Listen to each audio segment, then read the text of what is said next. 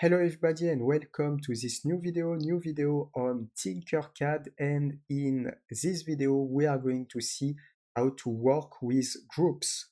You can subscribe to this YouTube channel if you like the content. First link on the description, the complete course Tinkercad is available, so if you want to learn this software starting from scratch with the course structure, this course will be perfect. It's on the first link on the description. You will see models, session of the course, different hours to perfectly master Tinkercad for 3D modeling, but also for animation and also for code blocks. In the second link on the description, this is a website linked with this YouTube channel. You can discover software in these YouTube channels. And it is so in second link on the description, it is like online school. So it means you can pick a course and you can learn any graphic software. So we are going to start with a group. The first thing that I'm going to do it is to add a cube here. And I will add a cube on these directions. And I will scale my cube with the length on this area. So we'll change the length. And we will tap a length of 100. And we will tap a width of 120. Here we can define 8. Maybe I will put something like 24, and then I will add a cylinder on the top, and I will place a cylinder here. I will scale a little bit my cylinder with this, and I will create a cylinder with, I will scale on this area at 40. I will press shift to keep the proportion. I will increase the number of sides just here, and this cylinder, maybe for the 8, I will dragging and moving a little bit until 60. I will center my cylinder with a cube. To center the cylinder with a cube, we can select the cylinder, shift, select the cube, and we can use the alignment panels, and I will click here on this point, and I will click on this point to center my cylinder. So now let's take a look about the group. First things to do, I will switch the view for the orthographic view, just like that. I will go out these alignment panels. So when you go on this area, you can find union group and bundle group. When you want to create a group, you need to select 2 objects or more.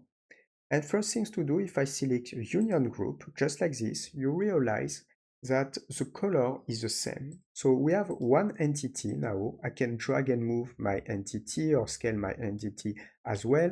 And we have only one group, and you can see the edge appearing here on this area, and we only have one color. If you want to ungroup, you can just ungroup here, and I will recuperate my object with my 2 different colors. If you want to see better, I can also switch the color here. So first possibility to create a group, it is this one. You select at least 2 objects. You can, for example, group here, union group. You can take the same color just like this, but after if you want to change your color again, you can change again. And you can see the edge appearing here. If I want to ungroup, I can just click here, ungroup. Now you have also the bundle group. It is another way to create a group. Sometimes it's more convenient, not big difference. I'm going to show you. You click here and you click here with shift, and you can activate bundle group. And what you can see that the color is not going to take the properties of the color.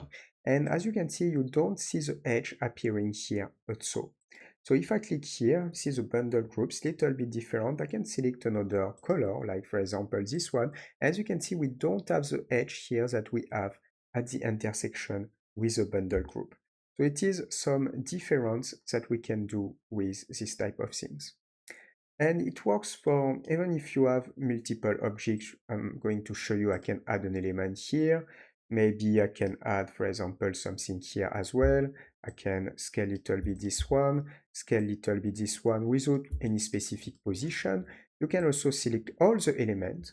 If I go here, I can use the union group and I will obtain this render, just like that.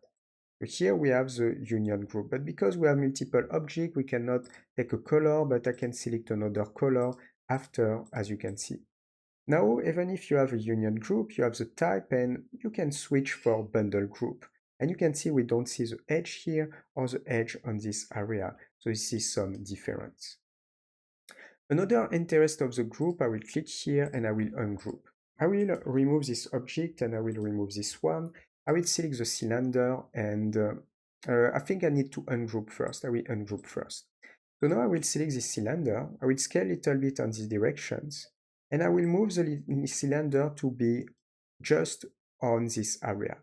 The group will allow you to create a hole as well. For this, I can switch my cylinder to hole.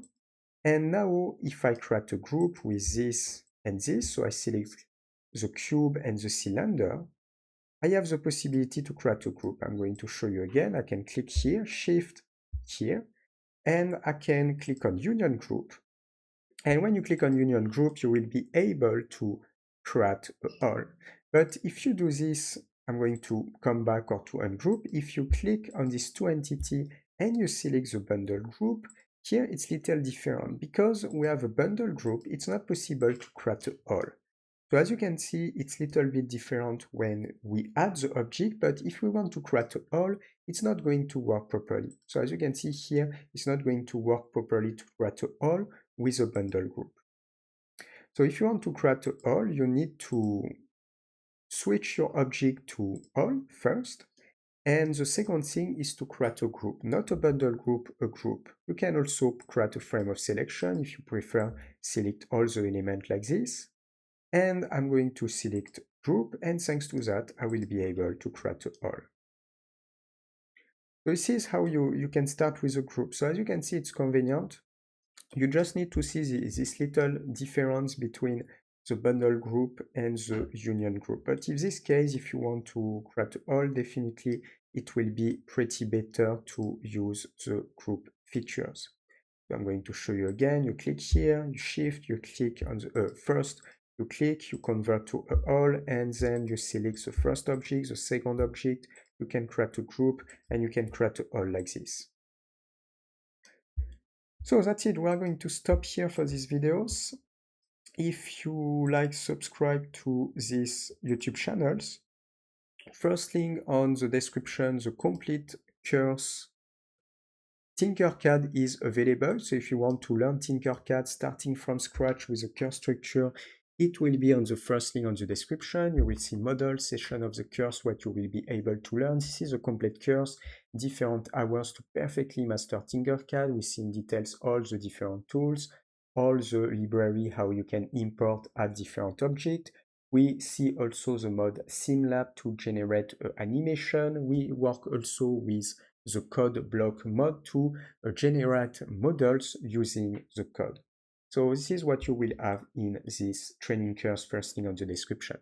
You will find also in the second link on the description the website in link with this YouTube channel. You can discover software in these YouTube channels, have basics of this software, and second link on the description, it is like an online course.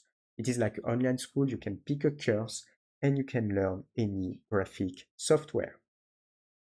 So for our next video, see you. Ciao, ciao.